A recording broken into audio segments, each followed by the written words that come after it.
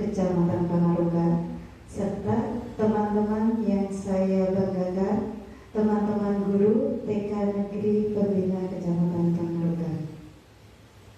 Di pagi yang cerah ini, patutlah kiranya kita panjatkan puja dan puji syukur kepada Allah Subhanahu wa Ta'ala yang telah melimpahkan rahmatnya kepada kita agar kita bisa berkumpul di sini dalam acara diseminasi budaya positif sesi berbagi modul 1.4 pendidikan guru penggerak angkatan 7 yang nantinya akan disampaikan oleh Ibu Lilik Maskurati SPD. Adapun acaranya adalah sebagai berikut. Yang pertama adalah pembukaan, yang kedua penyampaian materi, yang ketiga yaitu sesi tanya jawab, dan yang keempat adalah penutup. Untuk memulai acara, marilah kita buka acara ini dengan pembacaan umum kita surah Al-Fatihah. Al-Fatihah.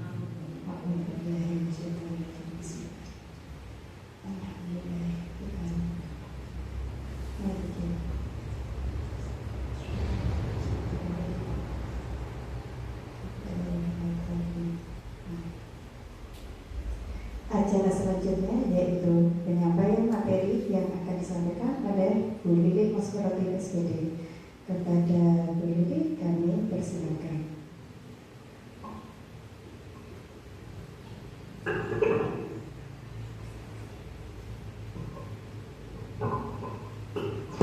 Terima kasih atas waktunya.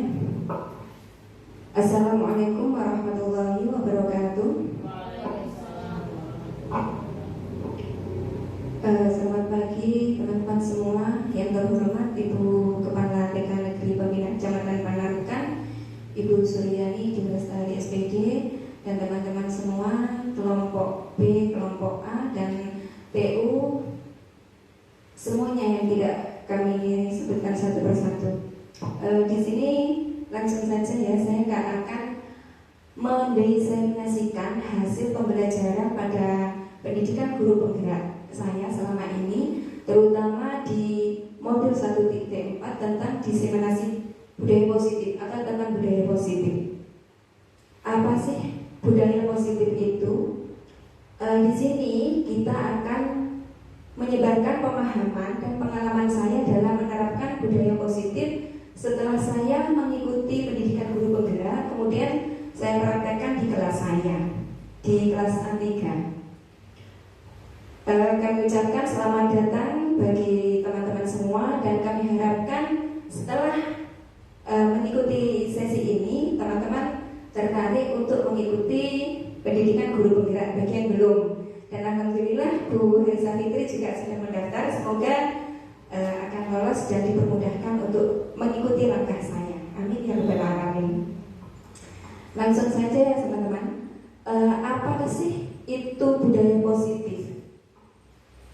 Budaya positif ini ada beberapa tahapan, yaitu yang pertama perubahan paradigma belajar, di mana kita pada tahun ini dimulai April 2021 atau abad milenium, itu kita harus melakukan perubahan-perubahan dalam pembelajaran. Tidak lagi seperti masa kecil kita ketika kita dulu belajar di SD dan SMP. Kita sudah melakukan perubahan yang sangat nyata, karena kalau kita tidak melakukan perubahan, kita akan terlindas atau kita bahkan akan kalah dengan murid-murid kita. Yang kedua, nanti kita akan di dalam modul 1.4 itu ada pembelajaran disiplin positif, kemudian tentang kebutuhan dasar manusia, perilaku manusia itu sendiri, motivasi perilaku manusia, apa yang mendasari perilaku manusia. Maaf, salah pencet. Kemudian posisi kontrol restitusi. Apalagi ini tentang posisi kontrol. Di sini nanti akan membahas kita sebagai guru ada di posisi mana ketika kita mengontrol murid-murid kita dalam penanaman karakter. Kemudian kita akan membuat keyakinan kelas dalam melakukan budaya positif ini. Kita akan keyakinan budaya kelas, ke keyakinan kelas.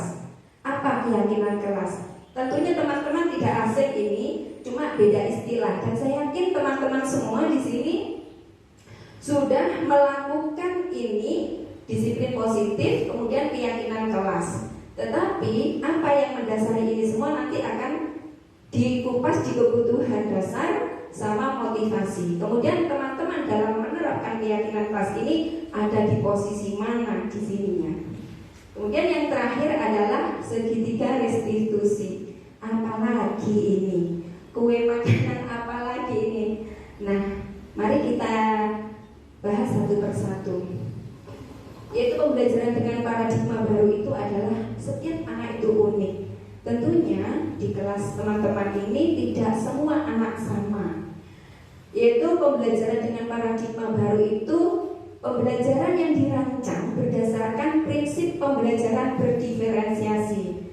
Dan di sini tentunya teman-teman sudah sering mendengar mulai digulirkannya kurikulum merdeka. Apa itu berdiferensiasi? Yaitu memperhatikan kebutuhan belajar anak sesuai dengan karakteristiknya. Anak-anak itu karakteristiknya satu dengan yang lainnya tidak sama. Kemudian kita juga harus melayani kebutuhan masing-masing anak. Si A, si B, si C dan semua siswa di dalam kelas itu mungkin ada 4, 5 sampai 10 karakter anak. Sehingga kita bagaimana dalam melayani anak tersebut sehingga perkembangannya itu karakternya semua tertanam dengan memperhatikan karakteristiknya itu, yang kemudian akan bersumber pada profil pelajar Pancasila. Teman-teman masih ingat kan profil Pancasila itu ada apa saja? Ada 6 ini: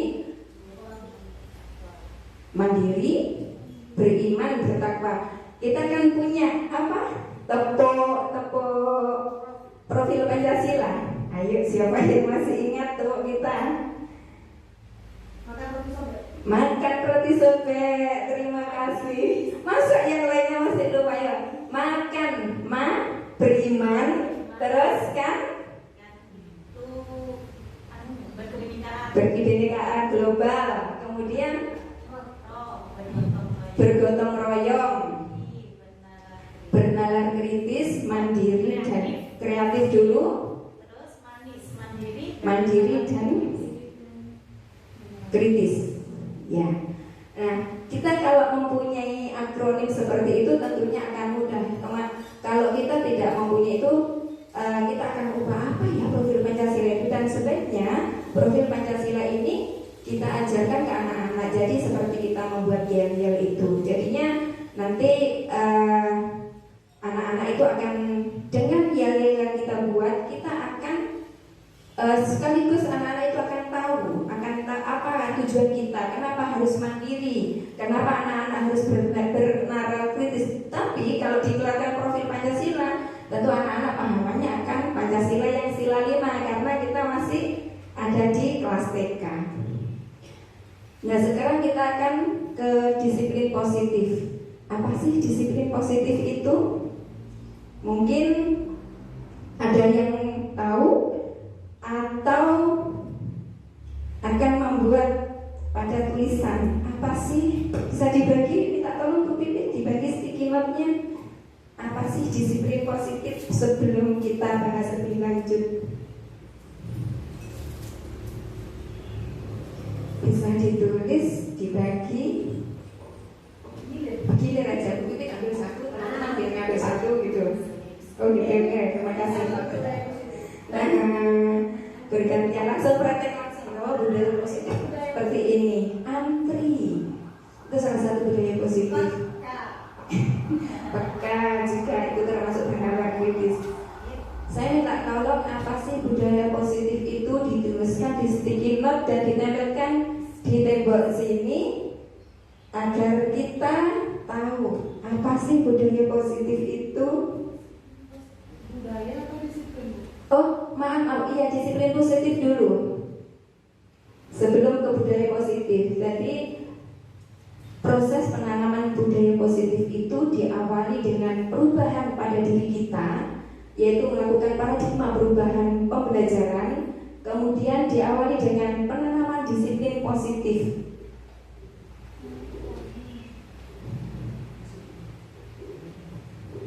Disiplin positif. Menurut ibu-ibu yang ibu ketahui, tidak harus benar, tetapi saya yakin kalau teman-teman semua ini sudah paham disiplin positif itu apa.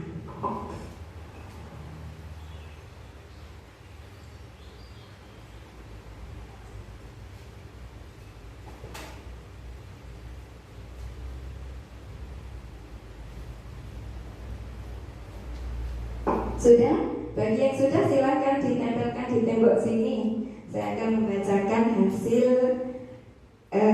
pemikiran teman-teman. Atau minta tolong salah satu diambilkan. Mungkin karena kita ini sudah ibu-ibu dan sulit untuk berdiri. Ya, kita memang melaksanakannya sangat sederhana. Jadi boleh. Terima kasih.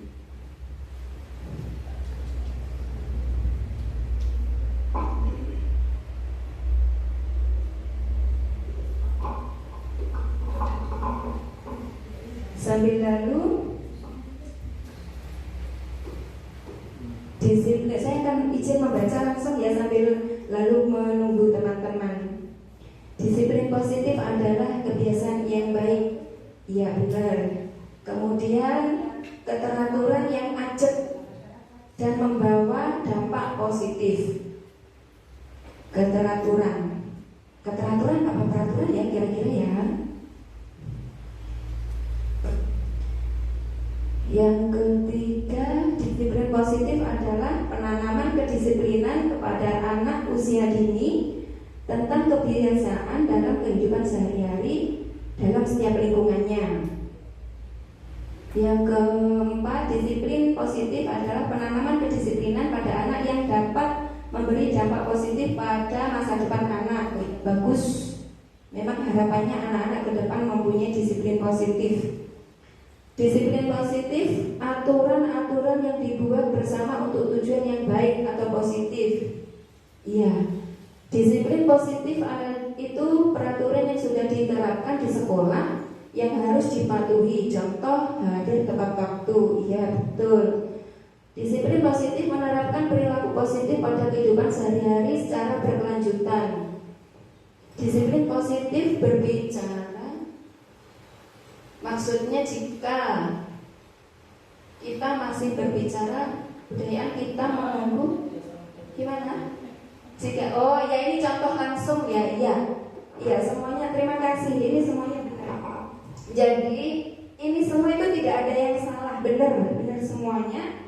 Karena memang tujuan disiplin positif itu kita akan menanamkan kebiasaan-kebiasaan positif kepada anak-anak kita, kemudian diterapkannya secara berkesinambungan dan berkelanjutan. Tetapi dalam adat kita, disiplin itu dimaknai dengan sesuatu yang dilakukan seseorang pada orang lain untuk mendapatkan kepatuhan.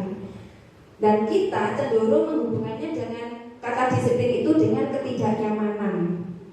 Ini yang dimaksudkan begini ya teman-teman. Saya nanya mengenai teman-teman saja, karena kita memang berkolaborasi semua. Maksudnya begini. Jadi kita itu selama ini kalau menanamkan disiplin, kita itu rasanya kayak dipaksa. Contoh ketika kita diharapkan disiplin berhenti di lampu merah, malah aku keburu, mau hampir, mau telat, mau ini, mau itu, keburu. Akhirnya menerobos lampu merah. Itu adalah contoh ketidakdisiplinan.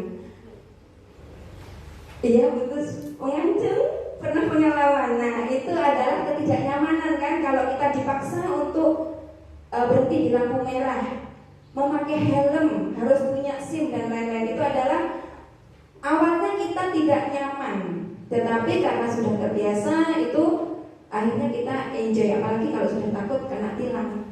Nah itu awalnya tidak nyaman karena sudah terbiasa. Dan contoh lagi, waktu kita pandemi, awal-awal pandemi kan kita dipaksa memakai masker, ya kan? Nah memakai masker itu awalnya kita tidak enak, engap atau yang lain-lain, tapi karena sudah terbiasa, justru sekarang kalau kita tidak memakai masker ketika di perjalanan malah tidak enak.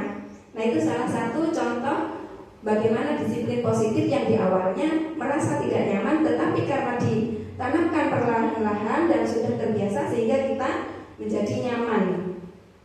Sebagai pendidik, tujuan kita adalah menciptakan anak yang merdeka dalam memiliki disiplin diri, sehingga mereka bisa berperilaku dengan mengacu pada nilai kebijakan universal, kebijakan yang sudah umum. Jadi nilai kebajikan itu yang sudah umum, itu dimanapun akan tetap baik. Nilai kebajikan itu nilai kebaikan yang sudah menjadi tradisi kita, sehingga anak-anak itu secara sadar atas keinginan sendiri.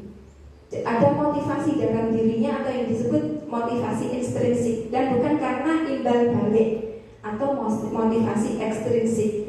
Di sini kita dalam menanamkan disiplin kepada anak-anak biasanya diiming-iming. Nanti kalau anak-anak berangkat pagi, siapa yang datang duluan dapat bintang 1. Yang disiplin nanti dikasih bintang, yang tidak. Nah, itu imbalan. Akhirnya anak-anak dalam melakukan suatu budaya karena ingin mendapat bintang, dan itu harus digeser ya teman-teman ya. Jadi boleh sih memberi reward, tapi perlahan-lahan digeser dengan memberikan pengertian kepada anak-anak, sehingga ketika anak-anak melakukan kebiasaan-kebiasaan baik itu ada motivasi dari dalam dirinya. Tetapi karena kita itu masih dari anak TK, memang kebiasaan itu ada trial error. Sekarang bisa diterapkan, besok lupa. Kita mengingatkan lagi dari awal, besok lupa, besok kita menanamkan lagi. Karena memang kita itu sebagai guru adalah among atau pamong yang setiap hari menuntun tanpa bosan. Karena apalagi kita masih usia dini, sehingga anak-anak itu memang perlu motivasi, perlu dorongan, dan perlu iming-iming. Tetapi iming-iming ini perlahan-lahan digeser. Kemudian disimpulkan disiplin positif merupakan salah satu cara penanaman disiplin yang bertujuan untuk menumbuhkan kesadaran serta memberdayakan anak untuk melakukan suatu kebajikan tanpa ada paksaan atau pengawasan dari guru, tanpa hadiah, takut, dan ancaman maupun hukuman. Ya, ini adakah yang masih mengancam anak-anak di sini, teman-teman? Kalau insya Allah kalau saya di kelas enggak, sudah, karena awalnya saya menerapkan ini. Ketika menerima materi ini teman-teman, saya merasa dicubit dari saya, benar, karena memang selama ini ternyata saya berdosa sekali kepada anak-anak. Dan ini ketika pemateri menyampaikan ini, gambarannya sungguh luar biasa, sehingga ya Allah, saya kok merasa berdosa sekali kepada anak-anak ya. Jadi kalau anak-anak kita dalam melakukan disiplin positif ini dalam masih keadaan takut, ada ancaman atau hukuman, kemudian dipaksa, anak-anak itu belum merdeka dalam menjalankan disiplin positifnya. Jadi kita perlahan-lahan menggali anak-anak, menuntun anak-anak sehingga anak-anak mempunyai kebiasaan disiplin positif seperti ini. Saya waktu menerima materi ini, benar, waktu itu Pak Puguh, itu namanya Pak Puguh memang pematerinya, kunjungan ke sekolah di Kalimantan.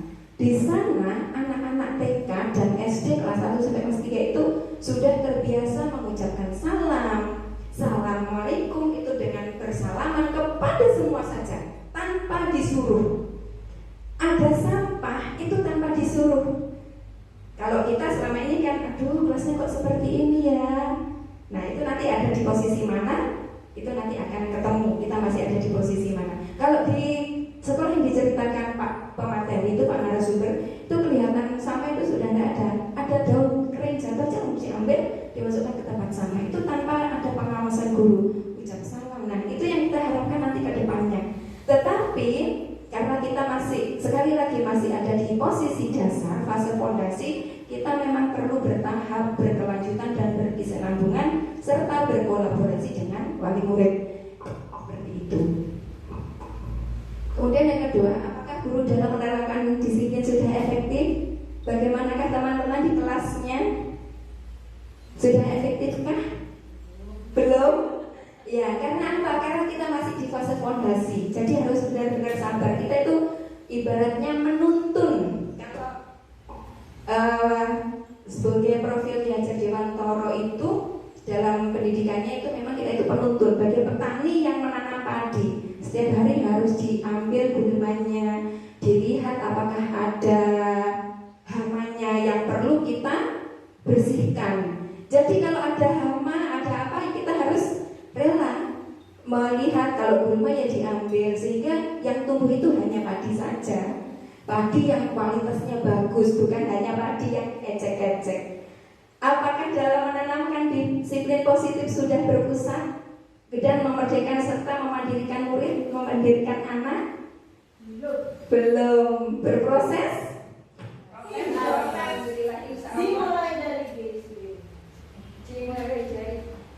Dimulai dari diri sendiri, dan saya di sini karena sebagai calon guru penggerak harus memberi contoh. Kalau saya misalkan belum melakukan ini, mohon dikritik. Bagaimana dan mengapa kok belum berpusat kepada anak, belum memerdekakan anak dan memandirikan murid?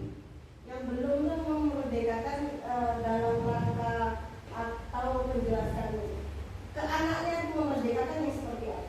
Oh, kalau yang memerdekakan nanti akan dibahas di keyakinan kelas. Bagaimana kita menerapkan disiplin positif dengan membuat keyakinan kelas bersama anak.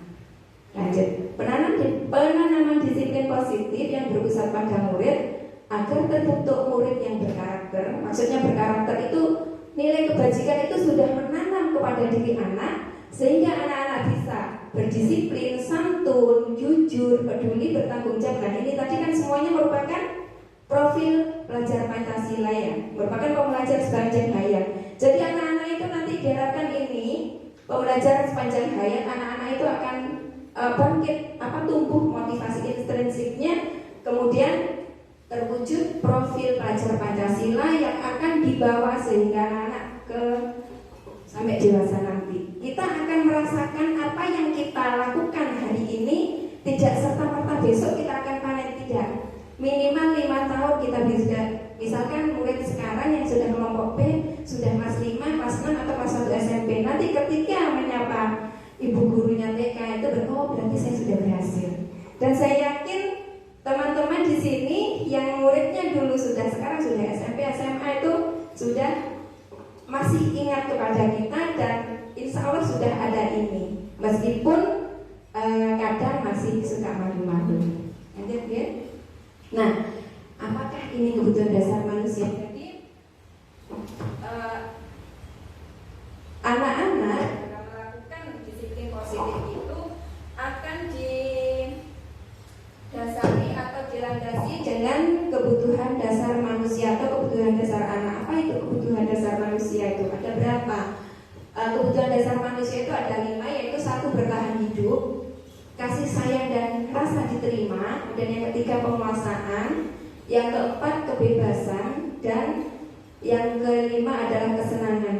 Mungkin teman-teman semua hari ini ketika membayangkan di kelas ada anak yang melanggar nilai kebajikan atau paling enggak melanggar aturan enggak? Sebelum kita berangkat ke keyakinan kelas, kalau anak-anak kita, murid-murid kita di kelas melanggar aturan, itu kira-kira apakah yang mendasari mereka berbuat seperti itu? Tentunya akan ada pengaruh dari 5 ini. Bertahan hidup, misalkan ketika si A dalam keadaan lapar, kebutuhan hidup ini adalah kebutuhan fisiologis, rasa lapar, terus kemudian gerah, nggak enak, nah otomatis kita anak-anak akan mesti rewel, akan cari perhatian. Nah ini adalah dasar dari kebutuhan dasar manusia. Kemudian kasih sayang dan rasa diterima. Ketika anak-anak datang dengan rasa cemberut, kemudian sudah bad mood dari rumah, itu kalau ditanya mesti tadi dimarahin mama. Ya enggak, benar nggak teman-teman? Nah itu mesti ada. Kenapa anak-anak itu mesti ini? Terus kemudian penguasaan. Penguasaan itu kalau sudah ada rasa ini aku yang paling kuat di sini, aku yang paling pinter. Nah seperti itu. Mereka akan membuat orang atau istilahnya kalau kita lebih enaknya lebih halus, anak-anak itu caper dengan temannya seperti ini. Nah itu pengen menguasai. Kemudian kebebasan. Ketika anak-anak diajak, aku nggak mau, pengennya tidur-tiduran, pengennya gak memperhatikan, pengennya main terus, ini kebebasan. Kesenangan, anak-anak pengennya main terus, juga itu termasuk kesenangan. Ketika anak-anak istirahat, bermain bola, diajak masuk gak mau, kadang diajak pulang pun gak mau, tetap tinggal di kelas, karena memang ini kebebasan dan kesenangan. Mungkin di rumah tertekan, terus kesenangan karena berkumpul dengan teman-teman, itu seperti itu di sini. Sehingga anak-anak sulit pulang atau tidak mematuhi aturan yang sudah ada. Kemudian kebutuhan dasar manusia itu, nah ini penjelasannya dari tadi yang sudah saya terangkan di awal. Ketika seorang murid melakukan perbuatan yang bertentangan dengan nilai kebajikan atau melanggar peraturan, hal itu sebenarnya dikarenakan karena gagal memenuhi kebutuhan dasar yang 5 tadi. Kemudian kita sebagai guru berperan dalam memenuhi kebutuhan dasar murid serta menciptakan lingkungan belajar dan pemenuhan kebutuhan anak yang beragam. Nah, ini adalah berdiferensiasi tadi yang di awal sudah saya sebutkan. Kemudian apa korelasinya? Perubahan perilaku positif dapat dimulai dengan mencari solusi untuk memenuhi kebutuhan tertentu dengan cara yang positif. Nah, ketika anak-anak sudah melanggar nilai kebajikan, nilai-nilai yang ada kita tanamkan di dalam kelas, bagaimana kita memenuhinya dengan cara yang positif, bukan seperti yang slide sebelumnya tadi dengan cara mengancam, anak-anak merasa tertekan, apalagi dihukum. Insya Allah kita tidak pernah menghukum. Tetapi kalau mengancam dan anak-anak belum merdeka atau dimarahi, itu masih ada 1, 2, 3, 4, 5, 6, 7, 8, 9 dan 10. Nah, banyak, apalagi kita kelasnya cuma 6, berarti lebih dong.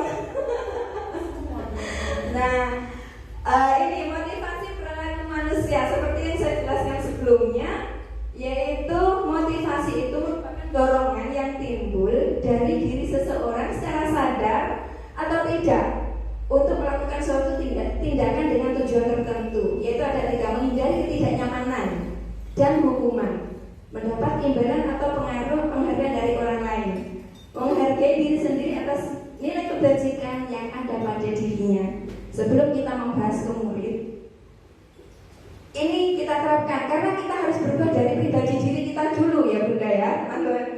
Karena kita itu sebagai role model bagi anak-anak kita, sebagai lingkungan kita. Karena kata orang Jawa itu guru digugu dan ditiru, sehingga kita harus berubah dulu. Nah, sebelum kita menangani murid, kita refleksi dulu. Contoh ketika kita berangkat pagi ke sekolah, apa yang menjadi motivasi berangkat pagi? Apakah takut dimarahi Bu Yani sebagai kepala sekolah, takut ditegur dan dimarahi Bu Yani, atau mendapat pujian dari Bu Yani dan teman-teman yang lain?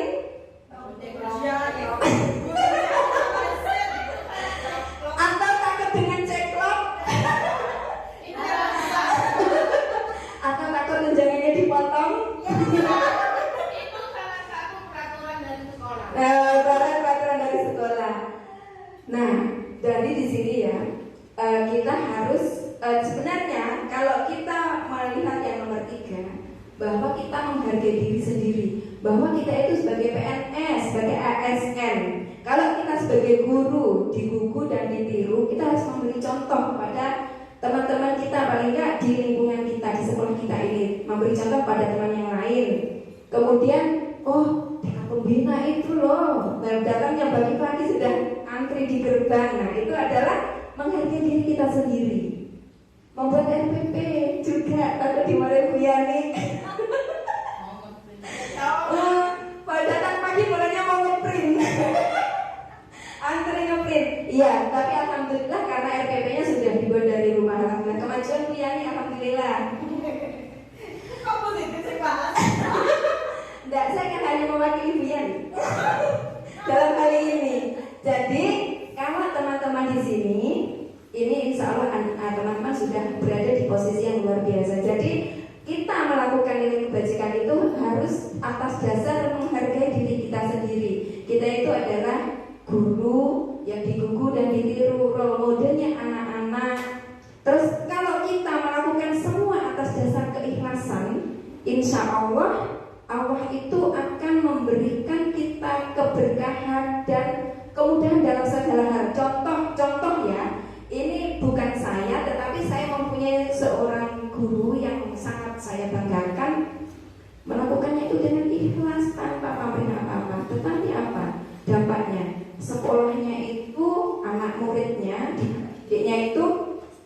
hormat. Kemudian karena beliau itu adalah role model bagi anak-anak, bisa menginspirasi lingkungannya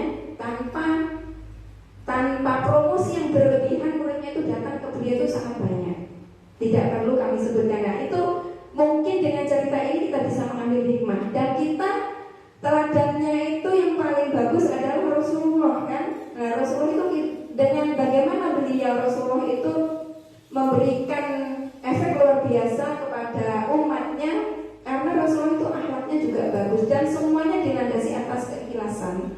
Kalau kita sudah seperti itu, insya Allah murid melakukan disiplin itu dengan sadar akan nilai kebajikan dirinya, bukan melakukan disiplin atas dasar pengen dapat imbalan atau pujian hadiah dari gurunya, apalagi takut dihukum. Itu yang kita harapkan. Nah, ini yang nomor 1 dan nomor 2 ini adalah motivasi ekstrinsik. Ketika teman-teman melakukan suatu nilai kebajikan yang saya contohkan tadi atas karena tidak nyaman dan hukuman, takut dihukum atau mendapat penghargaan, ini adalah si motivasi ekstrinsik. Tetapi kalau sudah yang nomor 3 ini adalah sudah ada kesadaran dari dalam diri anak, dari dalam diri manusia, dan itu disebut sebagai motivasi intrinsik. Jadi melakukannya itu atas dasar suka dan cinta, atas dasar keikhlasan. Nah, ini bagaimana konsep disiplin? Ada 2, yaitu dengan identitas gagal dan identitas sukses. Kita bahas yang identitas gagal dulu apa. Nah, kalau kita menanamkan konsep disiplin kepada anak dengan identitas gagal, kita akan melakukan hukuman. Ini yang perlu kita hindari dan dihilangkan. Jangan sampai. Kenapa kok hukuman itu harus dihilangkan? Karena menyakitkan anak. Anak tidak nyaman. Kemudian kalau hukuman jelas murid akan takut, kemudian memaksa. Dengan kita memberikan hukuman ini secara tidak langsung, anak itu akan menyembunyikan kesalahannya. Jelas dia berbohong. Mungkin teman-teman sudah merasakan ketika anak-anak salah tidak mau mengakui kesalahannya. Ini karena awalnya memang takut dihukum. Bu Oni ngangguk berarti iya. Bagaimana kok diam semua? Apakah sudah merefleksi ke belakang? Merasakan. Anak-anak bohong. Enggak, bukan saya, tapi nunjuk temannya, padahal dia. Contoh saja Alam dan Nabil kapan hari. Tapi alhamdulillah sudah hari ini, mulai saya menerapkan modul ini, Alam sudah mau mengakui kesalahannya. Itu contoh ya Bu. Saya menerapkan ini sehingga anak-anak sudah mulai berani jujur mengakui kesalahannya. Dan bagaimana kalau sudah mengakui kesalahannya, nanti dibahas di akhir. Jadi harap bersabar. Kemudian karena kita menghukum anak-anak menjadi rendah diri, apalagi yang hatinya halus, baperan, mereka nggak mau berani tampil. Nah ini. Yang kedua, ini adalah dengan penghargaan. Penghargaan ini identitas gagal. Kenapa di Situbondo beberapa tahun ini tidak melakukan Hari Anak Nasional? Lama kan tidak ada lomba ini, menghindari ini. Setelah saya merenung kenapa di Situbondo tidak ada Hari Anak Nasional, itu memang betul. Saya rasa memang betul. Karena kenapa? Karena memberi penghargaan ini tidak efektif dalam jangka panjangnya. Ketika kita contoh pagi-pagi, ayo siapa yang paling pintar, nanti bu guru kasih bintang. Pintar anak-anak. Tetapi besok ketika tidak dikasih bintang, apakah anak-anak mau melakukan? Saya yakin tidak. Contoh lagi ini, yang kedua, kalau itu nanti yang jangka panjang itu ke depannya. Jadi anak-anak itu melakukan yang kalau nggak dikasih hadiah saya nggak mau. Tapi memang kadang perlu, tapi dipuji.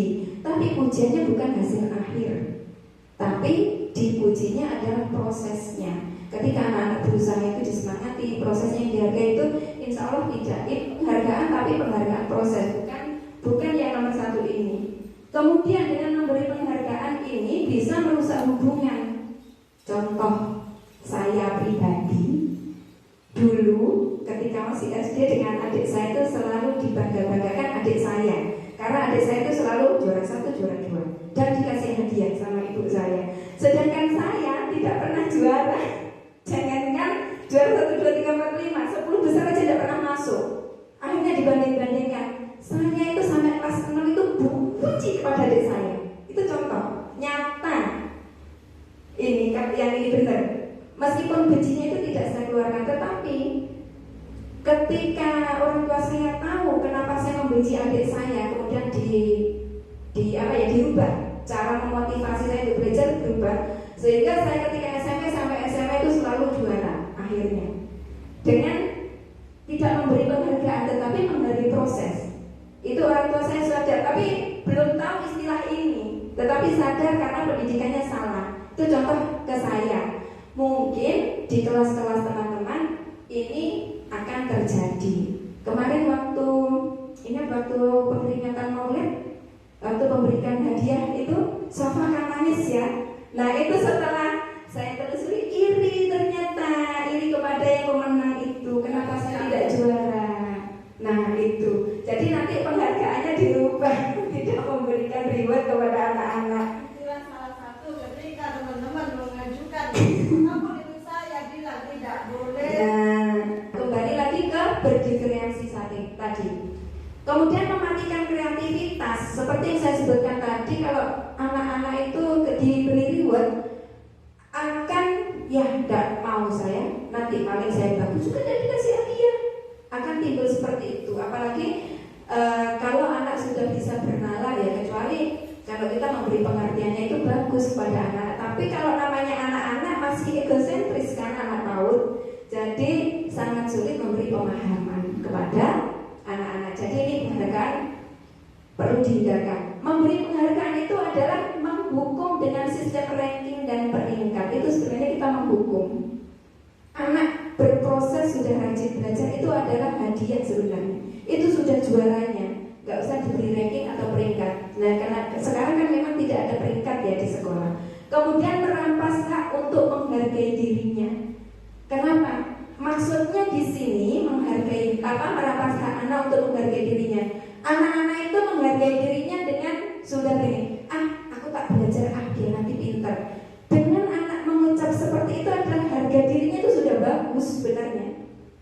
Berarti dia tuh menghargai dirinya sendiri, bukan hanya untuk mengharapkan hadiah atau penghargaan, takut dihukum enggak. Jadi ketika anak-anak aku mau belajar biar seperti si A, saya mau belajar biar jadi presiden, itu adalah penghargaan pada dirinya sendiri sudah.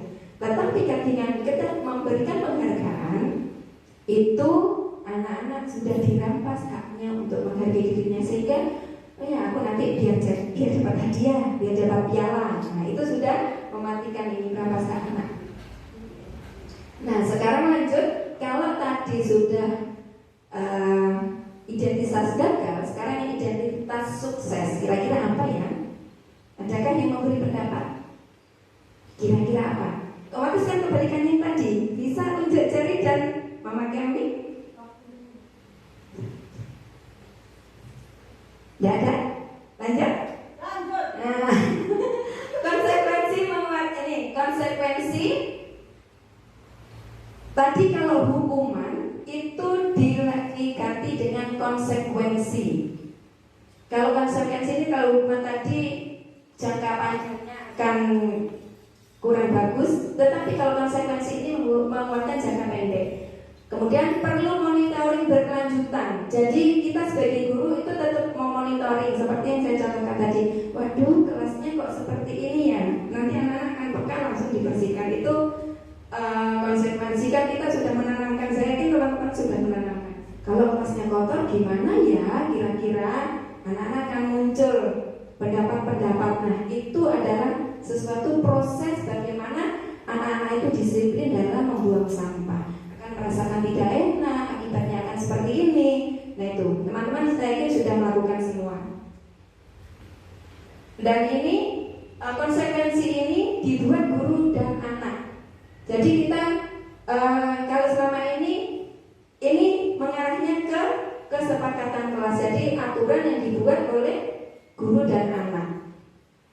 Kemudian yang ke selanjutnya, selain konsekuensi, kalau yang tadi itu reward, sekarang pakai restitusi apa? Restitusi itu menanamkan konsep disiplin kepada anak dengan mengajak anak-anak komunikasi. Anak diminta pendapat, terus kita menggali. Jadi mengajarkan anak-anak itu bernalar kritis, ada tahu sebab akibat. Kalau tidak mau antri, akibatnya apa? Kalau tidak mau buang sampah, akibatnya bagaimana?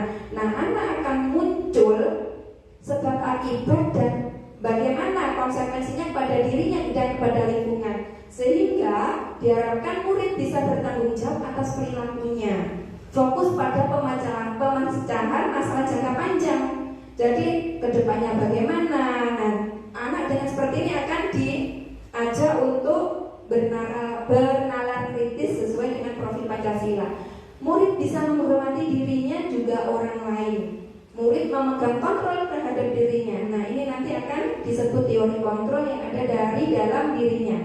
Ada motivasi intrinsik. Murid menjadi bersemangat untuk memperbaiki dirinya. Kemudian bagaimana mendekatkan konsep disiplin dengan pendekatan restitusi. Restitusi adalah proses menciptakan kondisi bagi murid untuk memperbaiki kesalahan mereka, sehingga mereka bisa kembali pada kelompok mereka dengan karakter yang lebih kuat. Ini menurut Joseph Gossen, dokter dari luar negeri yang sudah melakukan penelitian sangat panjang, penelitian tentang pendidikan restitusi ini, pendekatan restitusi. Restitusi juga sebagai proses kolaboratif yang mengajarkan murid untuk mencari solusi atas masalahnya, untuk membantu murid berpikir tentang orang seperti apa yang mereka inginkan, bagaimana mereka harus memperlakukan orang lain. Kalau kemarin saya menerapkan ini di kelas itu, alhamdulillah anak-anak itu sadar, meskipun nanti 2 hari hilang lagi ya, namanya seperti tadi, anak-anak itu masih egosentris, trial dan error dalam melakukan pendidikan karakternya. Jadi kita memang harus sabar dalam melakukan penanaman disiplin. Untuk selanjutnya, posisi kontrol restitusi. Seperti yang saya jelaskan sebelumnya, bahwa kita itu dalam menentukan atau menangani masalah, menanamkan karakter, kita harus tahu ada di posisi mana kita. Sedangkan posisi kontrol itu ada 5, di mana penanaman disiplin positif yang harusnya berpusat pada murid menggunakan pendekatan restitusi. Yang pertama adalah penghukum. Untuk posisi kontrol sebagai penghukum ini, biasanya ciri-cirinya guru itu dengan nada yang tinggi, ekspresi marah, membentak, kemudian mata melotot dan nadanya kasar. Nih, contohnya patuhi aturan, harus begini, hormat bendera. Itu dengan nada suara dan ekspresi kemarahan yang amat sangat. Kemudian yang kedua adalah pembuat rasa bersalah. Pembuat rasa bersalah ini nadanya lebih halus, tapi menusuk. Contohnya nadanya gini, berapa kali sih Bu Guru memberitahu bagaimana cara menggunakan mainan ini? Ibu kecewa sama kamu. Nah, seperti itu. Kalau dari 2 posisi kontrol ini, apakah kita harus merefleksi dulu. Makanya kan mulai hari ini kita refleksi, ada di posisi manakah kita? Apakah pernah menjadi penghukum atau pembuat rasa bersalah? Kira-kira bagaimana menurut teman-teman? Masih merefleksikan diri? Oke, dilanjut. Yang ketiga, kita sebagai guru adalah sebagai teman.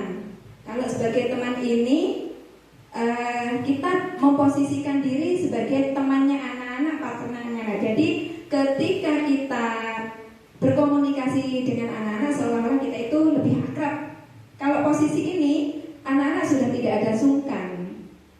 Tetapi kalau di posisi teman, biasanya belum bisa bersikap tegas kepada anak-anak. Contohnya, ayolah nak, ayolah kita bertertib, lebih tertib, buat Bu Guru bangga. Terus biasanya, ayo siapa yang bisa bantu Bu Guru merapikan kelas? Itu seperti itu kalau posisi teman. Tetapi biasanya anak-anak masih kurang dalam menerapkan disiplin positifnya. Kemudian yang keempat adalah dalam posisi pemantau. Kalau posisi pemantau ini, guru itu sudah mengetahui kesalahan-kesalahan dari murid kita, tetapi tidak langsung fokus menunjuk anak itu salah. Komunikasi yang bisa diterapkan dalam posisi pemantau ini adalah, kamu sudah merusakkan mainan kan? Lalu apa konsekuensinya? Apa yang akan kamu berbuat? Nanti anak-anak akan berpikir di sini. Iya ya Bu. Nah, nanti akan timbul komunikasi dengan pertanyaan pemantik dari kita sebagai gurunya, sehingga anak-anak akan keluar ide-idenya bagaimana dalam menangani masalah. Dan yang terakhir adalah posisi manajer. Kalau posisi manajer ini, guru tegas, di pemantau ini juga tegas Bu, tetapi anak-anak masih harus dipancing bagaimana mengeluarkan pendapat. Tetapi kalau di posisi manajer ini lebih mendalam dalam melakukan komunikasinya. Contohnya, apakah kamu tahu kesalahanmu? Jadi anak-anak dirangsang biar tahu kesalahannya, kemudian diajak untuk jujur. Dengan di posisi pemantau dan manajer ini, kata-katanya lebih halus, tidak kasar, dan memancing anak agar anak itu mau mengakui kesalahannya, mau bercerita apa yang sudah dilakukan anak. Sehingga terus setelah melakukan apakah kamu tahu kesalahanmu? Kira-kira bagaimana kamu akan memperbaiki kesalahan ini? Jadi anak-anak diajak untuk melakukan refleksi dirinya. Apa yang akan dilakukan setelah tahu kesalahannya? Biasanya nanti ini kalau sudah kelompok B, itu biasanya iya Bu, saya akan meminta maaf, seperti itu. Kalau kelompok A masih harus dituntun. Itu yang saya praktekkan kemarin, itu dituntun. Bagaimana Mbak? Ada anak yang masih takut, tapi ada juga yang sudah mulai sadar. Iya Bu, aku minta maaf, langsung seperti itu. Tapi masih ada 1-2 yang harus dituntun karena egosentrisnya masih tinggi. Lanjut, nah di sini dari 5 posisi kontrol ini, ada di posisi mana kita saat ini? Saat mendapati siswa yang tidak mentaati keyakinan kelas atau keyakinan sekolah yang sudah kita buat bersama anak-anak. Kira-kira adakah yang mau dari teman-teman menyebutkan diri, saya ada di posisi ini? Siapa yang mau jadi relawan? Monggo dipersilakan Bu Pipit.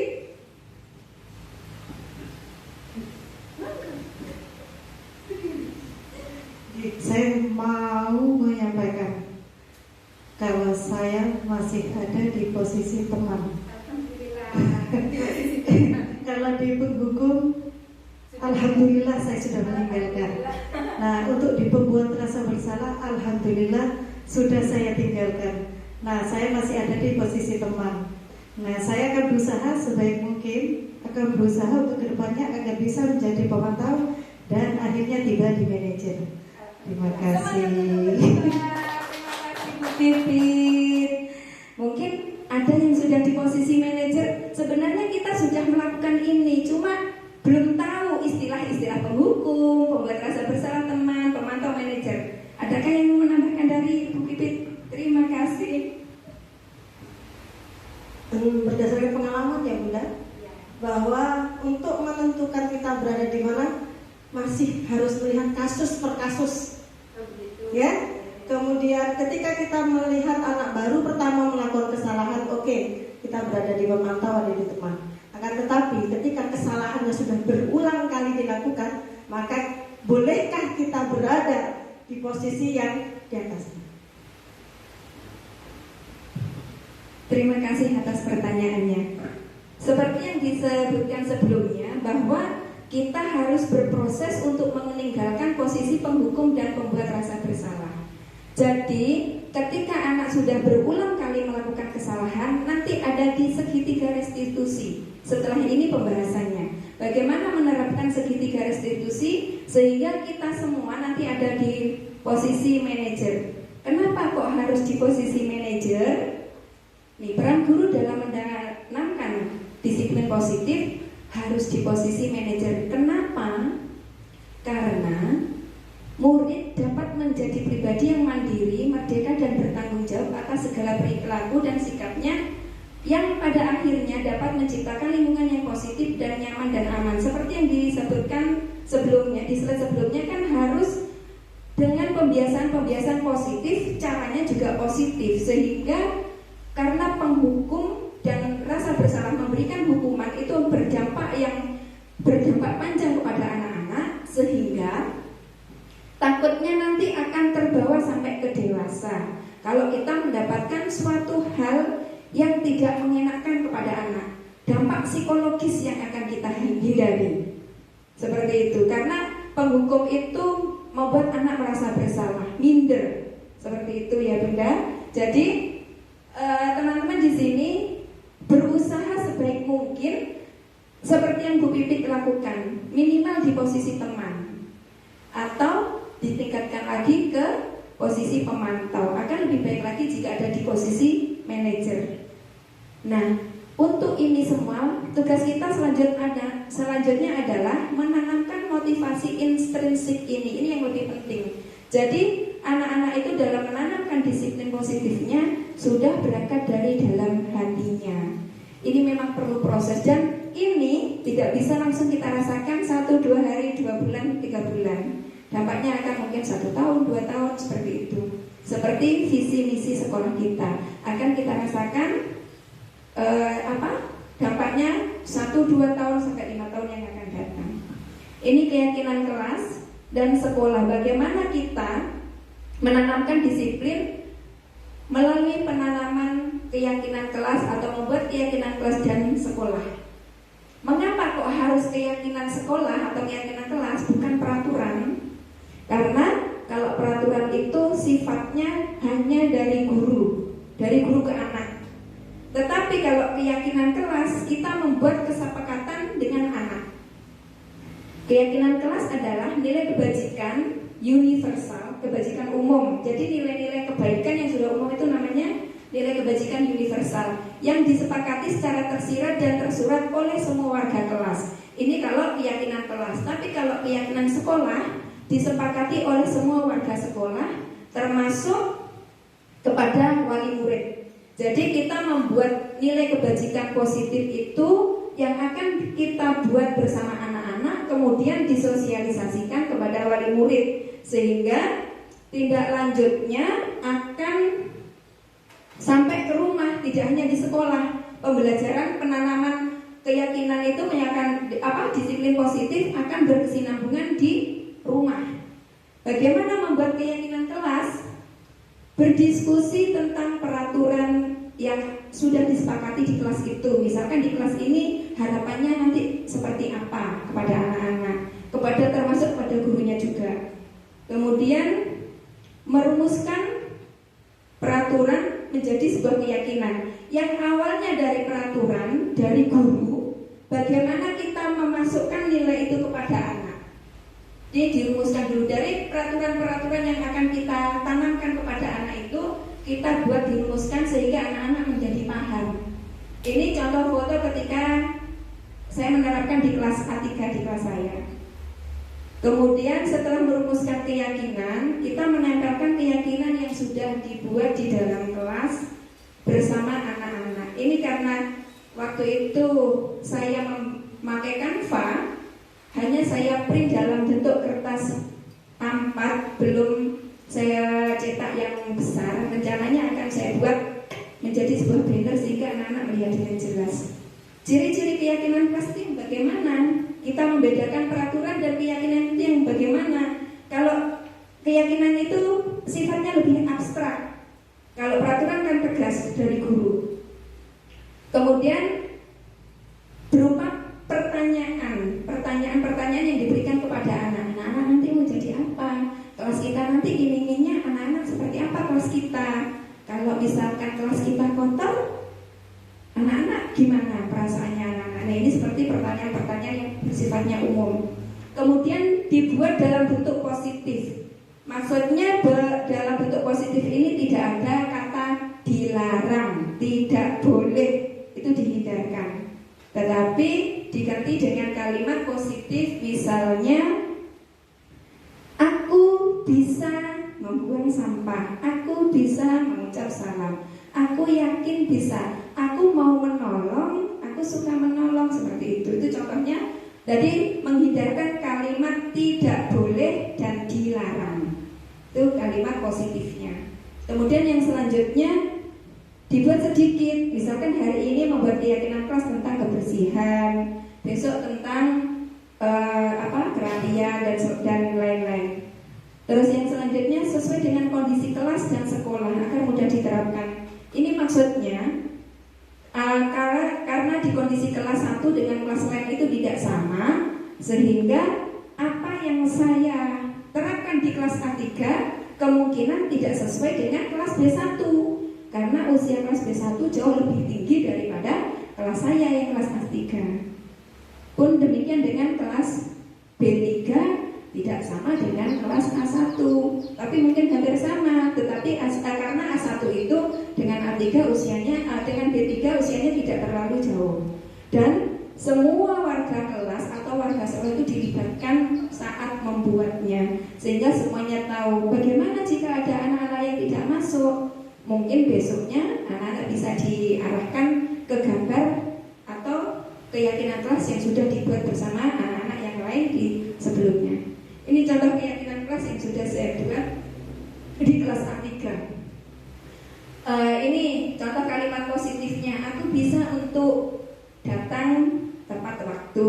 Ini antri, mendengarkan guru, sayang teman. Ini ada tanda love-nya, sayang teman. Kemudian ini karena mulutnya ditutup, berkata sopan, tidak berteriak-teriak. Kemudian mengikuti arahan dari guru.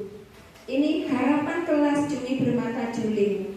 Aku terbiasa untuk mengucap salam, berkata jujur, saling menghormati, terus saling mendengarkan, mengucapkan permisi, tolong dan terima kasih. Kemudian minta izin ketika meminta memakai mainan. Boleh kan saya? Kemudian ini membuang sampah. Yang ini merapikan atau membersihkan kelas. Ini gambarnya anak nyapu. Kemudian membantu kapanpun kita bisa. Ini gambarnya anak yang jatuh kemudian ditolong. Aku bisa taruh kembali barang di rak yang tepat. Ini merapikan mainan. Mari kita lakukan yang terbaik. Ini kalimat-kalimat ajakan yang berupa positif. Berbicara dengan guru ini dengan cara mengangkat tangan atau ketika memiliki masalah. Ini seperti ini. Ini contohnya. Nanti kita sebenarnya sudah membuat ya, teman-teman ini di semua itu sudah buat. Cuman yang belum adalah menempel, dan yang buat masih peraturan, belum kesepakatan. Saya lihat di teman-teman di sini ada, tetapi mungkin itu produk guru, belum dibuat dengan anak-anak. Mungkin, tapi saya tidak tahu. Insya Allah bisa diterapkan untuk ini, mumpung masih awal di semester ini.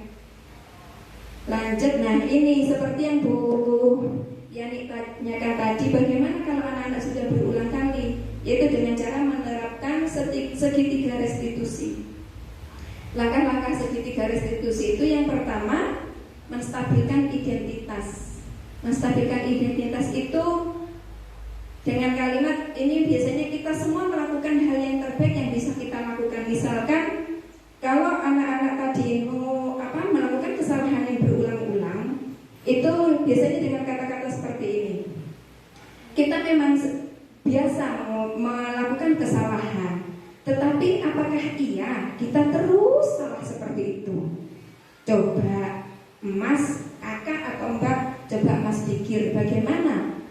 Kan Mas sudah berkali-kali. Lanjut, bagaimana terus kelanjutannya? Apakah selalu berbuat salah seperti itu? Nah ini kalimat-kalimat ajakan untuk menstabilkan identitas ketika anak-anak berbuat salah. Yang kedua, validasi tindakan yang salah. Validasi tindakan salah ini kesannya membenarkan ketika anak mau berbuat salah. Misalkan gini, si A selalu usil sama temannya. Setiap hari seperti itu, bahkan saking usilnya sampai berbahaya kepada anak-anak. Sehingga anak akan ditanya, bagaimana cara menanyanya kan? Mas tadi memukul A, dipukul? Nanti kan anak-anak akan memberikan alasan. Kalau alasannya masuk akal, kita benarkan. Iya, benar. Seandainya emas sudah disalahi, tentunya akan membalas. Saya pun akan seperti itu dan yakin semua akan membalas seperti itu. Tapi untung saja cuma membalas dengan memukul. Padahal emas bisa melakukan yang lebih buruk daripada ini, hanya lebih buruk daripada sekedar memukul. Seperti itu validasi tindakan salah. Untungnya cuma memukul, seperti itu. Jadi istilahnya dibenarkan perbuatan salahnya. Lanjutnya ditanya lagi, masa iya? Terus setelah itu kan ditanya seperti ini, apakah emas bisa lebih baik daripada memukul? Yang ketiga, menanyakan keyakinan. Apakah dengan memukul tadi, apakah dengan mengusiri temannya tadi merupakan perbuatan yang dibenarkan? Emas inginnya seperti apa? Nah, seperti itu. Kita semua memiliki motivasi tertentu. Jadi anak terus digali terus. Sehingga anak-anak, iya ya Bu, kalau cuma memukul gini, kan lebih baik tidak memukul, lebih baik saya harus seperti ini. Nah, nanti kalau sudah anak-anak membuat seperti itu, kita baru, nah itu baru anak hebat, ini baru anak bagus. Yuk Bu Guru, atau gini, yuk Bu Guru bantu bagaimana caranya menyelesaikan masalah, seperti itu.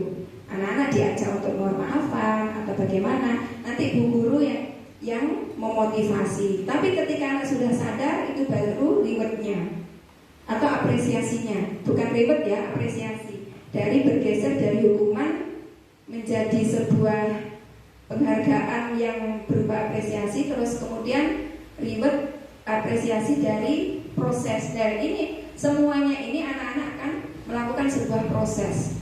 Jadi guru harus sangat telaten. Ini contohnya ketika saya melakukan restitusi pada saat saya izin memberikan menjadi narasumber.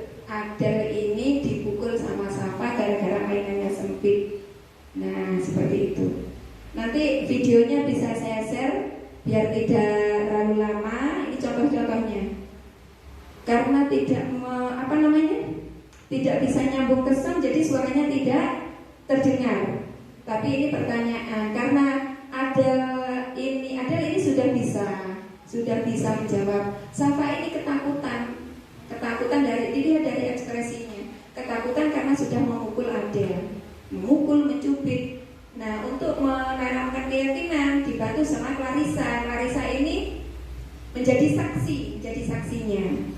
Kita bisa menggunakan pertanyaan-pertanyaan dari teman sebagai saksinya, sehingga anak-anak, nah tugas kita adalah menghilangkan rasa bersalah anak ini. Kalau di kelas saya Safa, ini karena rasa bersalah sehingga bisa diterima kembali oleh teman-temannya. Ini pada di akhirnya video ini Safa bersalaman dengan Adel, dan kemudian waktu berpelukan itu saya tidak melihat, ternyata di luar pengamatan saya ini bersalaman dan berpelukan, akhirnya main bareng dan tidak keambil videonya yang berpelukan. Ini bagaimana cara menerapkan segitiga restitusi? Itu tadi kita kan kenal dengan Ki Hajar Dewantoro, bagaimana filosofi Ki Hajar Dewantoro dalam pendidikan. Kita sebagai guru adalah menuntun. Guru itu ibarat petani. Jika menanam padi tidak akan mungkin akan tumbuh jagung. Nah, tugas kita sebagai petani ini, bagaimana saat kita diberi benih padi, padinya bisa tumbuh dan hasilnya padi yang lebat, yang gemuk, yang hasilnya luar biasa, kualitas A, kualitas bagus. Tentunya mengambil hamanya, mengambil gulmanya, memberantas hama, itu tugas kita. Dengan misalkan kita dalam mendidik itu banyak hambatan, nanti kita tetap menuntun. Apalagi anak PAUD itu memang trial dan error. Jadi sekarang diingatkan tahu, 2 hari kemudian lupa. Nah, kita ingatkan lagi. Kenapa? Karena kita itu menghamba dan berpusat pada murid. Bagaimana kita menuntun murid dengan gaya anak-anak belajarnya yang berbeda, kebutuhan yang berbeda. Padi dengan varietas yang berbeda pun gangguannya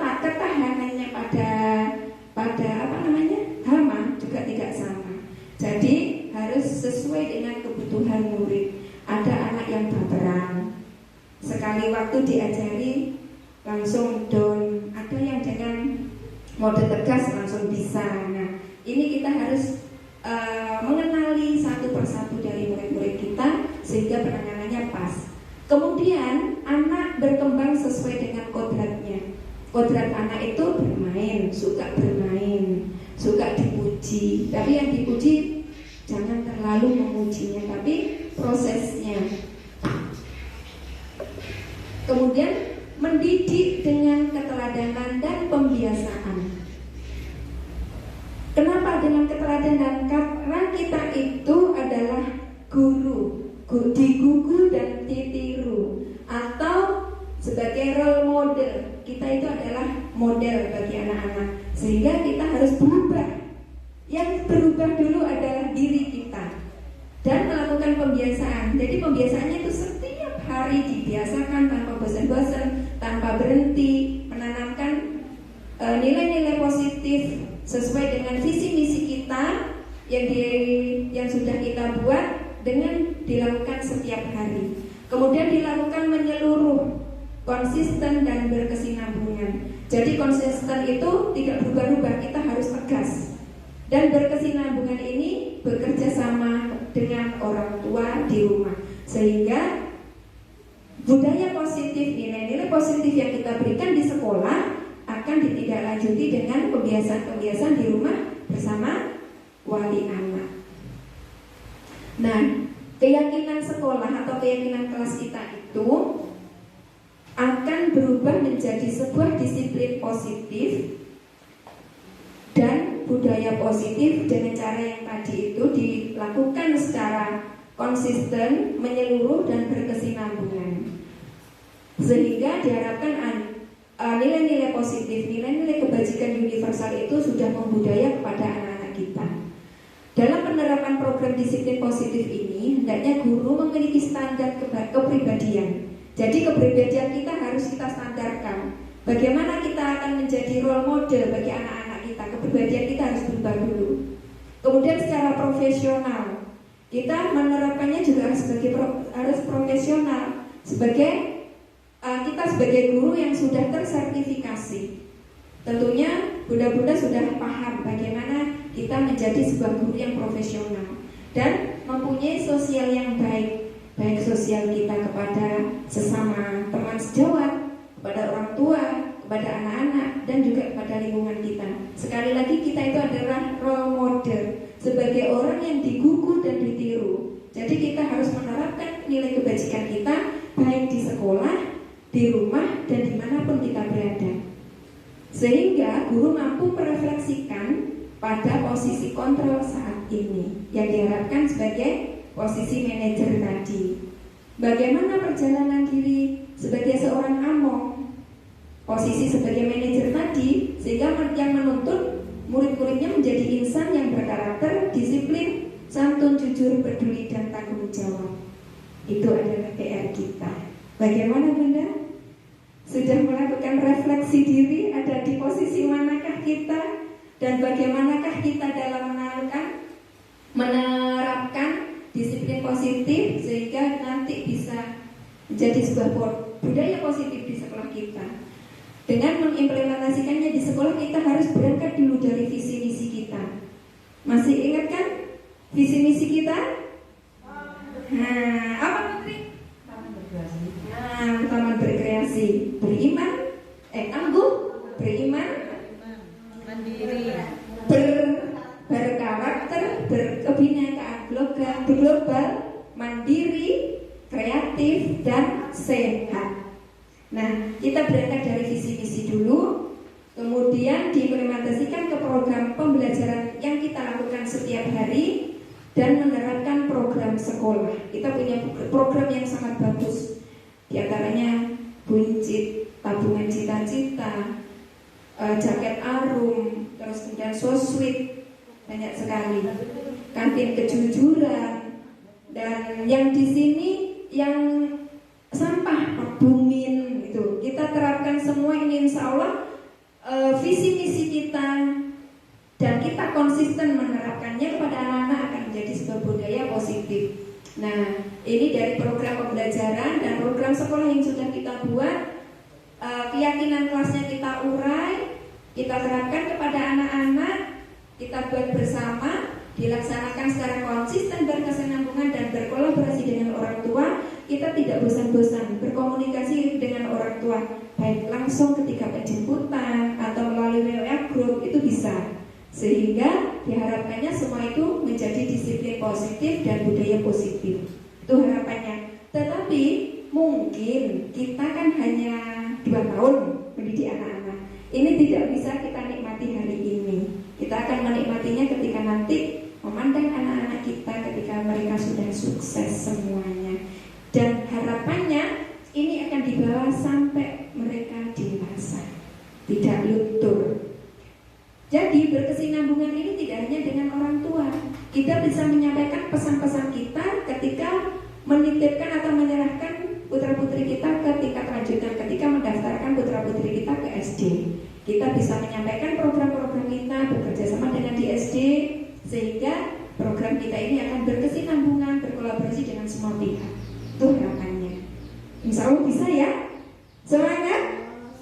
Alhamdulillah. Dan bismillahirrahmanirrahim, kita bisa menanamkan budaya positif di sekolah kita tercinta. Kita pasti bisa. Yes, yes, yes. Dalam rangka menciptakan lingkungan yang positif ini, setiap warga sekolah itu bukan cuma kita guru, tetapi juga orang tua dan anak dan pemangku kepentingan. Ini kita bisa bekerja sama dengan pihak Korwil, pihak SD tempat anak-anak kita nanti melanjutkan, dan perlu saling mendukung, menghayati, menerapkan nilai-nilai kebajikan yang telah disepakati bersama untuk dapat menerapkan tujuan kuliah. Maka orang pemimpin pembelajaran, siapakah pemimpin pembelajaran ini? Apakah kepala sekolah? Tidak. Kita semua guru itu adalah pemimpin pembelajaran, bukan hanya kepala sekolah. Kalau kepala sekolah pemimpin lembaga. Kita sebagai seorang pemimpin pembelajaran perlu berjiwa kepemimpinan. Jadi kita harus mempunyai jiwa kepemimpinan di kelas kita tentunya, sehingga dapat mengembangkan sekolah dengan baik. Jadi mengembangkan sekolah itu bukan tugas kepala sekolah, tugas kita semua. Agar terwujud suatu budaya sekolah yang positif sesuai dengan standar kompetensi pengelolaan yang telah ditetapkan, dan tentunya standar kompetensi kelulusan yang kita tetapkan berangkat dari visi misi itu.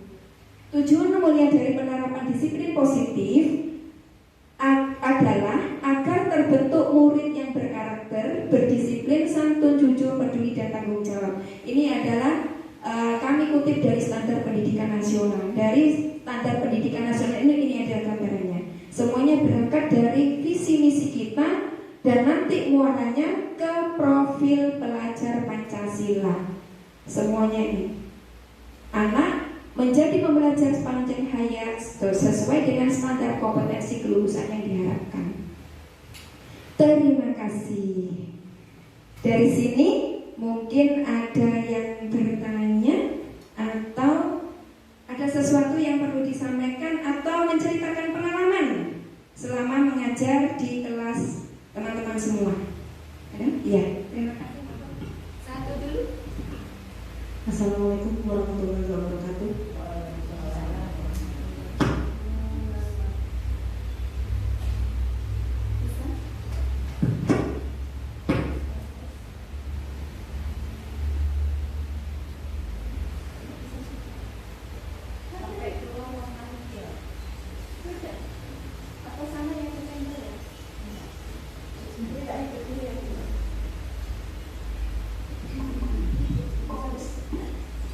Bismillahirrahmanirrahim.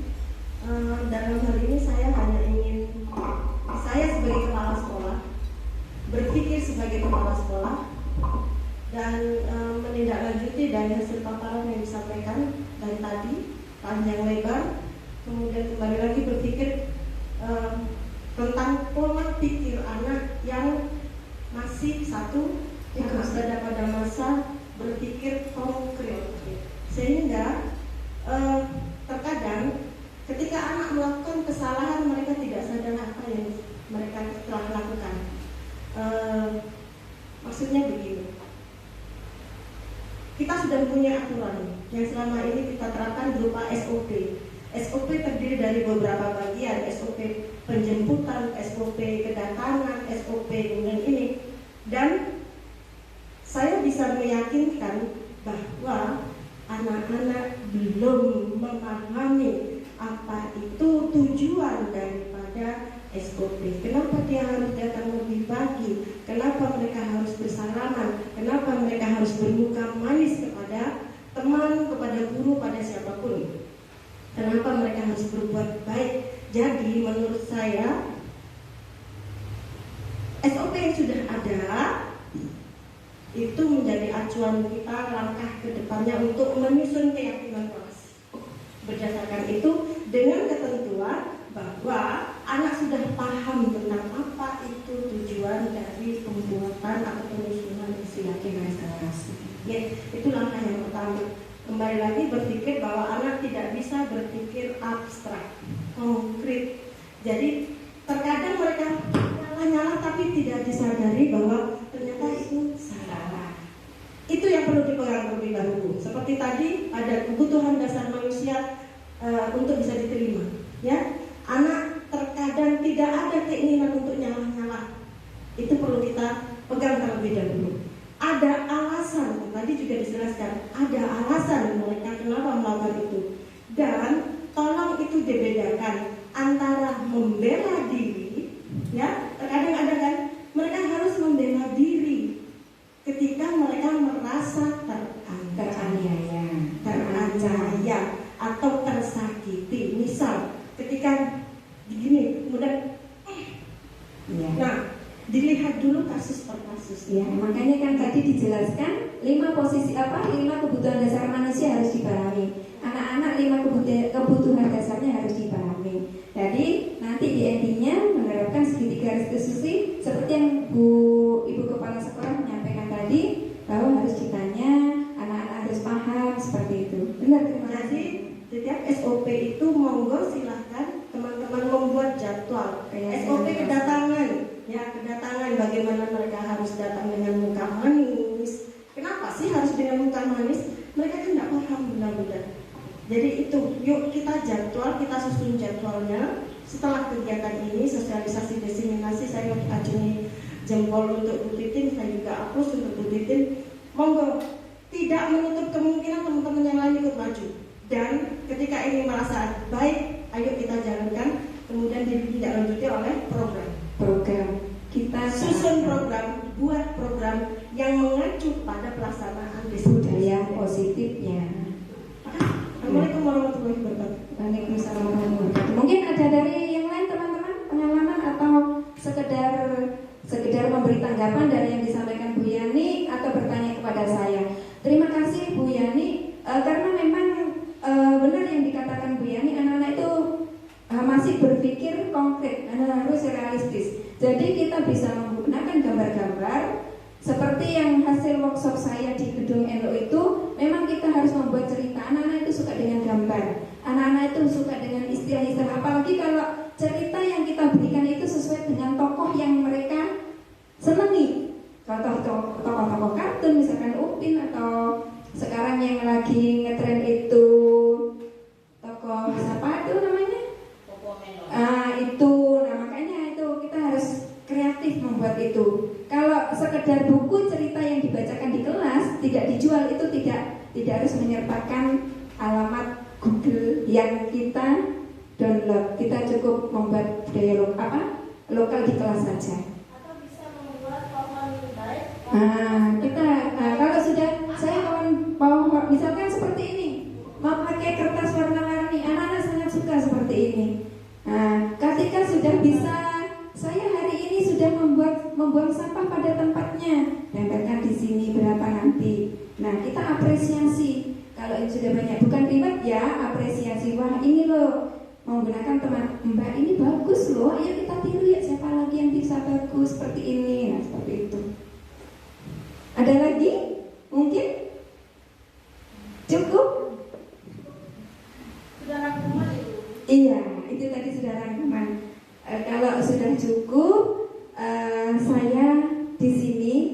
Sebagai pribadi, terima kasih atas kehadiran teman-teman untuk melakukan menyimak diseminasi budaya positif dari hasil pembelajaran saya di pendidikan guru penggerak angkatan 7, dan harapannya teman-teman juga menerapkan apa yang sudah saya lakukan di kelas A3. Tidak menutup kemungkinan kita akan berkolaborasi semakin lebih baik lagi. Kalau di A3 kurang bagus, yuk kita bersama-sama harusnya seperti ini. Ayo kita semua bergandengan tangan, berkolaborasi, bekerja sama demi sebuah visi misi TK Pembina yang sudah kita terapkan, dan insya Allah itu akan menjadi ladang jariah kita. Amin ya rabbal alamin. Buat program. Dan kita karena anak-anak sudah senang gambar-gambar, kita tempel di semua kelas. Dan tempat sampah juga sudah ada di setiap sudut. Kita bisa menerapkan mulai hari ini. Dimulai dari berubah dari diri kita. Bismillah, ikhlas untuk menerapkan apa yang sudah kita ketahui bersama.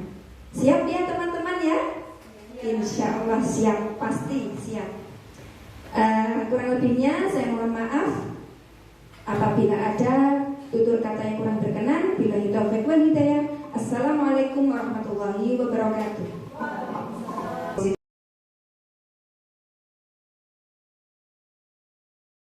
Assalamualaikum warahmatullahi wabarakatuh.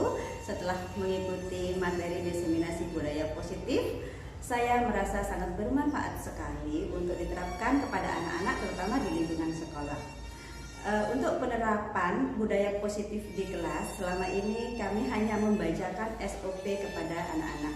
Dan untuk kedepannya di kelas kami akan membuat kesepakatan bersama anak-anak untuk menanamkan budaya positif di kelas sehingga akan tumbuh budaya positif. Dan untuk kedepannya apabila Bu Titin selaku guru penggerak angkatan 7, kami sangat mengharapkan apabila mendapatkan ilmu untuk segera diketuk tularkan kepada kami selaku rekan sejawat di TK Pembina. Sekian dari kami. Assalamualaikum warahmatullahi wabarakatuh.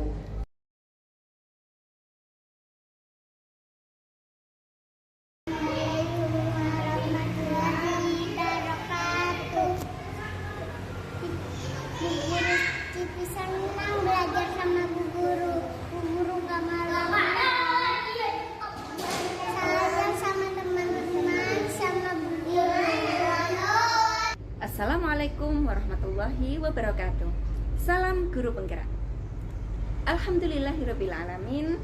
Puji syukur kepada Allah Subhanahu wa Ta'ala. Setelah selesai melakukan pembelajaran modul 1.4 tentang budaya positif, saya telah melakukan aksi nyata, yaitu berupa kegiatan diseminasi budaya positif di TK Negeri Pembina Kecamatan Panarukan, Kabupaten Situbondo.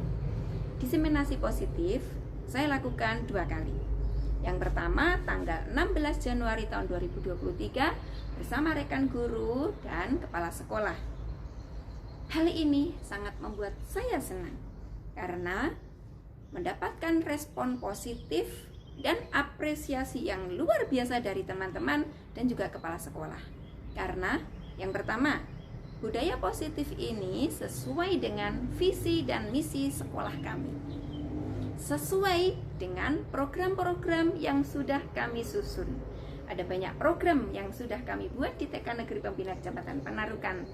Yang pertama, program Tabungan Cita-Cita Anak, yang disingkat atau akronimnya BUNCIT.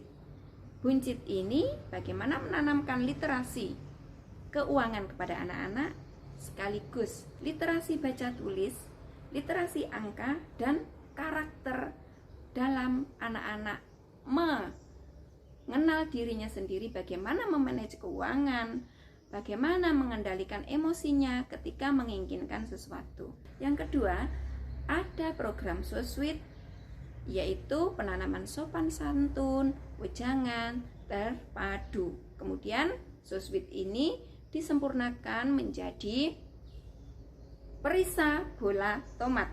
Apa itu Perisa Bola Tomat? Bagaimana menanamkan dan membiasakan kata-kata permisi, maaf, sopan santun, kemudian bagaimana cara meminjam atau menggunakan barang orang lain dengan kata-kata bolehkah saya, meminjam, bolehkah saya minta? Seperti itu.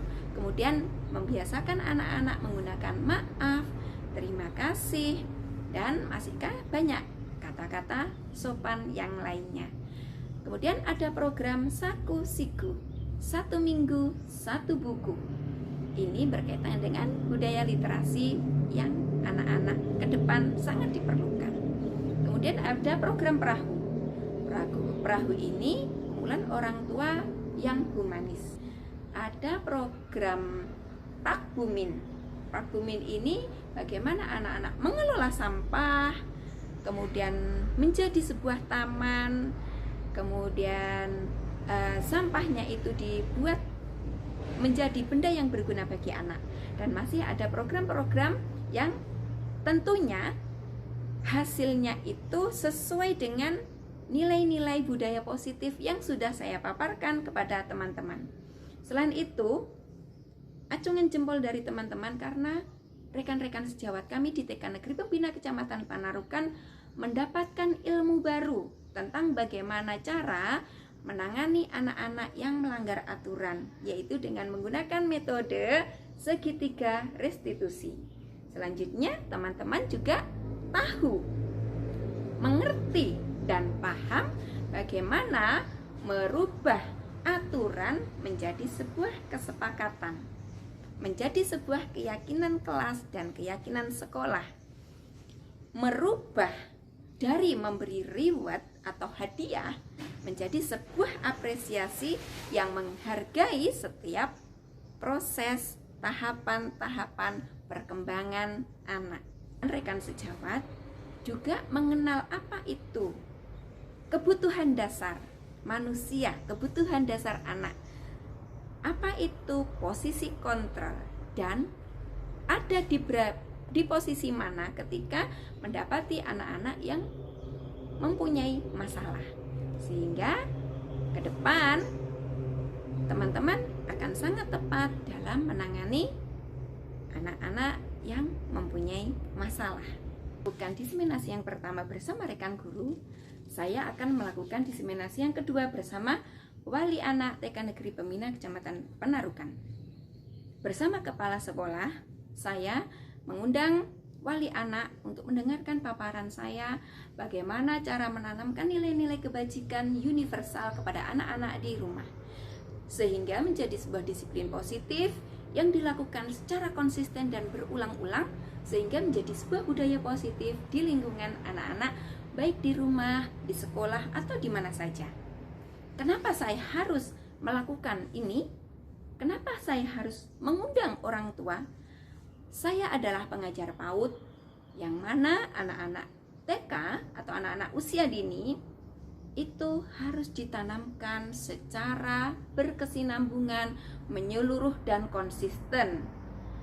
Anak-anak masih trial dan error, masih suka lupa. Ketika ditanamkan sekarang, kemungkinan besok akan lupa, sehingga perlu penanaman terus-menerus. Itu yang pertama. Yang kedua, penanaman nilai-nilai positif atau penanaman budaya positif tidak bisa hanya dilakukan di sekolah saja. Harus ada kerjasama dengan orang tua dan lingkungan anak di sekitarnya. Itulah kenapa saya merasa sangat perlu mengundang orang tua mengetahui bagaimana caranya ketika anak-anak tidak disiplin, tidak mematuhi orang tua. Orang tua juga akhirnya mengenal apa itu segitiga restitusi. Orang tua juga mengenal bagaimana caranya membuat keyakinan yang akan dilakukan di rumah dan melakukan kolaborasi dalam penanaman budaya positif ini. Hari berikutnya, kami, kepala sekolah, saya bersama rekan sejawat di TK Negeri Pembina Kecamatan Panarukan melakukan rapat guna membahas program atau tindak lanjut dari diseminasi budaya positif yang sudah saya lakukan bersama rekan sejawat dan orang tua. Yang hari pertama, kami di setiap kelas akan membuat keyakinan kelas di masing-masing kelas, di mana TK Negeri Pembina mempunyai 6 kelas. kelompok A ada 3, yaitu 3 rombel, dan kelompok B pun ada 3 rombel. Kami menyinkronkan dari SOP, baik SOP kedatangan, SOP bermain, SOP di ruang kelas, itu kami komunikasikan dengan anak, sehingga akan menjadi sebuah keyakinan kelas. Tentunya hal ini di setiap kelas tidak akan sama, karena kebutuhan dasar anak tidak sama. Dan sebelum membuat keyakinan kelas, guru juga harus paham apa itu kebutuhan dasar. Apa yang melandasi anak-anak berbuat pelanggaran atau melanggar disiplin positif yang sudah kita lakukan, sehingga guru pun juga harus paham 5 posisi kontrol dari anak-anak, 5 posisi kontrol dari dirinya sendiri sebagai guru. Itu yang harus dipahami.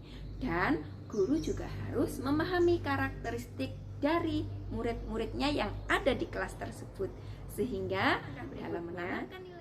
Setelah kami membuat keyakinan sekolah dan keyakinan kelas, tentunya ini harus didokumentasikan. Maksudnya dibuat gambar-gambar yang akan ditempelkan di setiap sudut sekolah, dengan menempelkan dokumentasi hasil keyakinan kelas dan keyakinan sekolah sesuai dengan kesepakatan anak dan guru. Harapannya anak akan selalu ingat nilai-nilai positif sekelas, sehingga dalam melakukan suatu nilai kebajikan timbul dari dalam dirinya, atau ada motivasi intrinsik di dalam dirinya, bukan lagi karena nilai motivasi ekstrinsik dari guru ataupun dari orang tua. Selain itu, kami guru di TK Negeri Pembina Kecamatan Panarukan akan mengevaluasi, mencatat perkembangan anak setiap harinya, kemudian mengevaluasi, melakukan tindak lanjut, mengolah nilai sejauh mana nilai budaya positif yang sudah dicapai anak. Dan hal ini tentunya akan kami lakukan secara terus-menerus dan berkesinambungan, selalu bekerja sama dengan orang tua, memantau perkembangan anak baik di rumah dan di sekolah. Kami pun tentunya harus bekerja sama dengan semua guru. Bagaimana cara kita memadukan, bergandeng tangan baik dari guru kelompok A dan kelompok B, sehingga ketika nanti anak di kelompok A naik ke kelompok B akan terpantau terus perkembangannya. Kemudian yang kelompok B ketika akan ke SD, kami akan melakukan kerjasama dengan guru-guru SD yang akan menjadi tujuan anak-anak pendidikan, sehingga nilai positif akan tertanam pada diri anak, menjadi sebuah budaya positif. Anak-anak tumbuh menjadi manusia yang merdeka sesuai dengan profil pelajar Pancasila, dan akan dibawa sampai anak-anak dewasa menjadi pemimpin di negara Indonesia tercinta, menjadi manusia yang berkarakter, yang berprofil Pancasila dan berbudaya bangsa Indonesia. Demikian, salam guru penggerak. Assalamualaikum warahmatullahi wabarakatuh. Kita